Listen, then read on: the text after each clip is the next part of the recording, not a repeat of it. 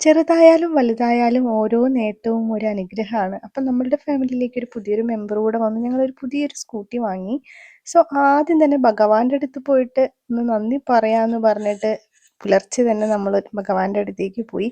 തൂണിലും തുരുമ്പിലും ദൈവമുണ്ടെന്നൊക്കെ പറയുകയാണെങ്കിലും അവിടെ ചെന്ന് ഒന്ന് കണ്ട് ഒന്ന് വണ്ടിയൊക്കെ ഒന്ന് പൂജിച്ച് വരുമ്പോൾ എന്തോ ഒരു സന്തോഷവും സമാധാനമാണ്. ഓക്കെ, ഇനിയെല്ലാം നമുക്ക് ധൈര്യമായിട്ട് മുന്നോട്ട് പോകാം എന്നുള്ളൊരു പിന്തുണ കിട്ടിയതുപോലെ തോന്നും.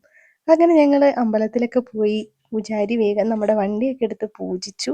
രാവിലെ എഴുന്നേൽക്കുന്നത് മുതൽ രാത്രി ആവുന്നത് വരെ ജീവിതത്തിൽ നോക്കുകയാണെങ്കിൽ ഒരുപാട് നന്ദി പറയാനും ഒരുപാട് സന്തോഷിക്കാനുള്ള കാരണങ്ങൾ ഉണ്ട് എന്നുള്ളത് എനിക്ക് മനസ്സിലായി തുടങ്ങിയപ്പം ഇങ്ങനെയുള്ള ഓരോ നേട്ടത്തിന് വേണ്ടിയൊന്നും ഞാൻ വെയിറ്റ് ചെയ്യാറില്ല കേട്ടോ, സന്തോഷിക്കാനും നന്ദി പറയാനും.